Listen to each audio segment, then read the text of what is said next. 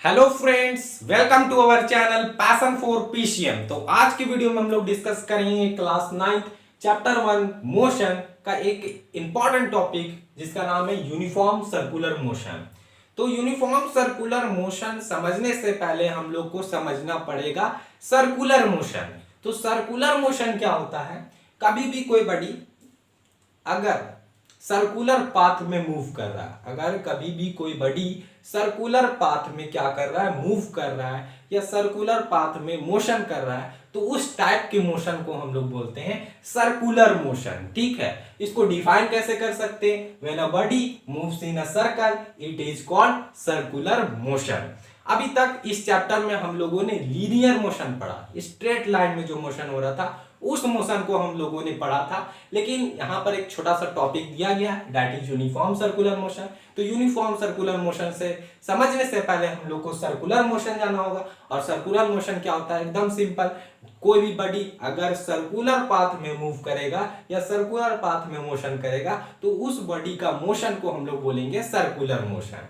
ठीक है, तो जो सर्कुलर पाथ में मूव करेगा या सर्कुलर पाथ में अगर कोई भी बॉडी मूव करेगा तो वहां पर हम लोग दो चीज के बारे में बोल सकते हैं, दैट इज स्पीड और वेलोसिटी के बारे में। ठीक है, तो स्पीड तो यहां पर कांस्टेंट हो सकता है कि मींस कोई भी बॉडी है जो वो सेम स्पीड से, कांस्टेंट स्पीड से या बोल सकते हैं यूनिफॉर्म स्पीड से क्या कर रहा है, यहां पर मोशन कर रहा है।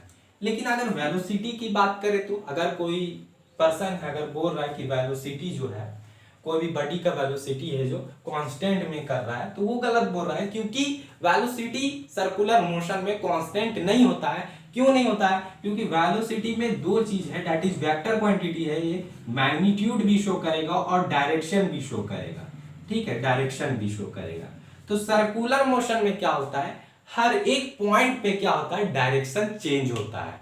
मींस अगर मैं इस पॉइंट की बात करूं तो हो सके डायरेक्शन इधर हो, इस पॉइंट की बात करूं तो इधर की ओर डायरेक्शन हो, इस पॉइंट की बात करूं तो इधर की ओर डायरेक्शन हो। Means infinite number of direction होता है सर्कुलर मोशन में। तो वेलोसिटी कभी भी कांस्टेंट या यूनिफॉर्म नहीं होता है सर्कुलर मोशन में। स्पीड जो है वो बोल सकते हैं हम लोग कांस्टेंट और यूनिफॉर्म होता है सर्कुलर मोशन में। तो अब हम लोग आते हैं यूनिफॉर्म सर्कुलर मोशन। तो यूनिफॉर्म सर्कुलर मोशन को हम लोग किस तरह से बता सकते हैं कि कभी भी कोई बॉडी जो कांस्टेंट स्पीड के साथ सर्कुलर पाथ में अगर मूव कर रहा है तो उस मोशन को हम लोग बोल सकते हैं यूनिफॉर्म सर्कुलर मोशन। इसको डिफाइन कैसे करेंगे? When a body move in a circular path with uniform speed. When a body moves in a circular path with uniform speed, it is called uniform circular motion. ठीक है, means मतलब क्या हुआ, when a body moves in a circular path with uniform speed then it is called uniform motion. ठीक है, यहां पर हम लोग बोल सकते हैं कि कभी भी बॉडी, जब कोई भी बॉडी मोशन कर रहा है सर्कुलर पाथ में uniform speed means constant speed से, तो अब हम उस मोशन को क्या बोल सकते हैं, यूनिफॉर्म सर्कुलर मोशन। ठीक है, जैसे मैं एक एग्जांपल से आपको समझाता हूं। एनसीईआरटी में एग्जांपल भी दिए गए हैं, जैसे एक रेक्टेंगल दिया गया है। ठीक है, एक रेक्टेंगल है, एक हेक्सागोन दिया गया है।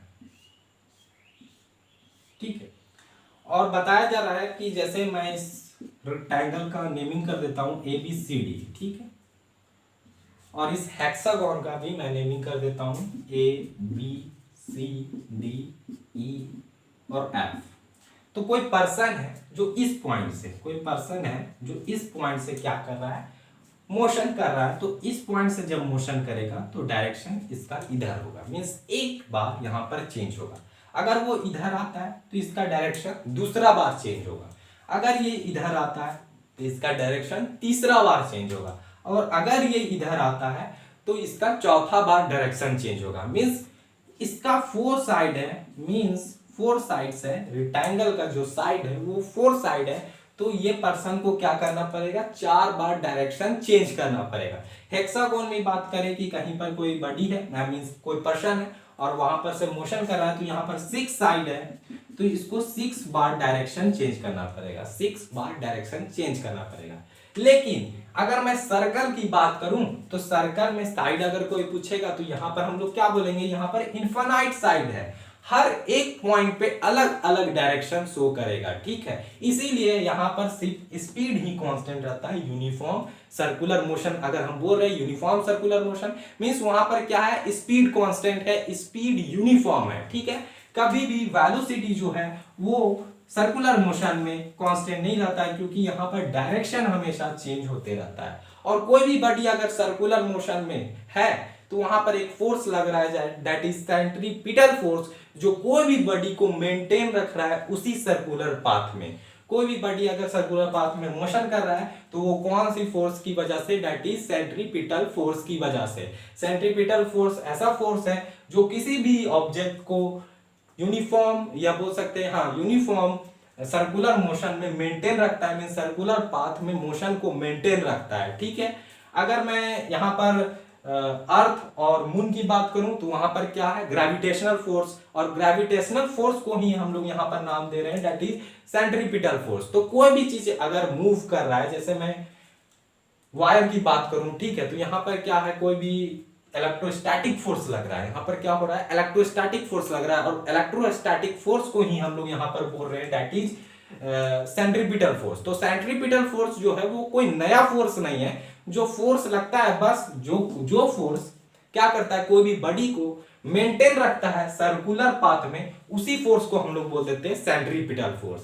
अब example of uniform circular motion की बात करें तो सैटेलाइट जो है वो हमारे अर्थ की ओर रिवॉल्व करता है सर्कुलर पाथ में, तो यो यूनिफॉर्म सर्कुलर मोशन का एग्जांपल है, ठीक है। और जो बच्चे लोग टॉयज खेलते हैं, जो ट्रेन वाला टॉयज होता है, इसमें क्या होता है कि ट्रेन का जो पटरी होता है वो गोल रहता है, और वहां पर जो टॉयज है जो गोल गोल राउंड राउंड घूमता है, तो वो भी यूनिफॉर्म सर्कुलर मोशन का एक एग्जांपल है, ठीक है। और भी है जैसे कि अर्थ मून के, और मींस जो मून है वो अर्थ के अराउंड रिवॉल्व करता है, that is uniform circular motion में। कोई भी एथलीट, जब एथलीट जो है वो सर्कुलर पाथ में जब वो दौड़ता है तो वहां पर भी क्या होता है, यूनिफॉर्म सर्कुलर मोशन, ठीक है। यूनिफॉर्म सर्कुलर मोशन अब हम लोग समझ गए। तो यहां से आपको स्पीड निकालने को पूछ सकता है कभी भी किसी भी क्वेश्चन में, ठीक है। तो स्पीड कैसे निकालेंगे, तो हम लोग एक तो फॉर्मूला हमेशा से जानते हैं, that is distance is equal to speed into time, ठीक है। तो यहां पर सर्कुलर मोशन में मीन सर्कुलर पाथ में अगर हम बात करें डिस्टेंस, तो वो डिस्टेंस क्या है, 2πr।